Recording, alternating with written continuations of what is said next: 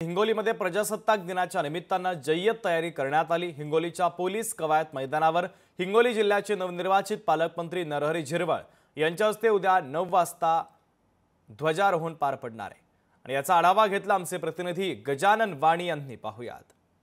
प्रजासत्ताक दिनानिमित्त हिंगोलीमध्ये जय्यत तयारी करण्यात आलेली आहे। उद्या या ठिकाणी जे आहे ते जे पोलीस कवायत मैदान या ठिकाणी ध्वजारोहण होणार आहे। मी त्या ठिकाणी सध्या आहे, बघू शकता की हे हिंगोलीचं पोलीस कवायत मैदान आहे। या ठिकाणी उद्या ध्वजारोहण असणार आहे आणि ठिकाणी बघू शकता जय्यत तयारी करण्यात आलेली आहे। इकडे शामियाने लावण्यात आलेले, दुसरीकडे या ठिकाणी संपूर्ण जे आहे ते या ठिकाणी ध्वजारोहण होणार, त्या ठिकाणी रंगरंगोटीचं काम करण्यात आहे। शामियानाचं काम या ठिकाणी सध्या सुरू आहे आणि उद्या सकाळी या ठिकाणी जे आहे ते जिल्ह्याचे जे पालकमंत्री आहेत, नवनिर्वाचित पालकमंत्री नरहरी झिरवळ यांच्या हस्ते उद्या ध्वजारोहण होणार आहे आणि याच ठिकाणाहून जे आहे ते उद्या या ध्वजारोहणासाठी जिल्ह्यातील तिन्ही आमदार या ठिकाणी उपस्थित राहणार आहेत।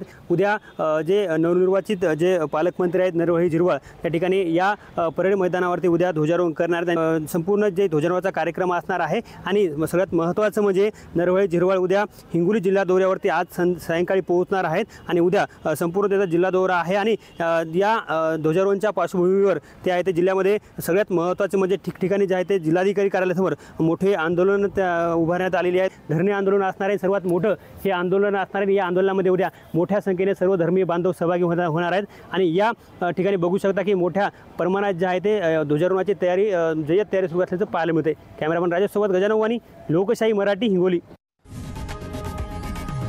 लोकशाही मराठी ऐका, पहा, जागरूक रहा।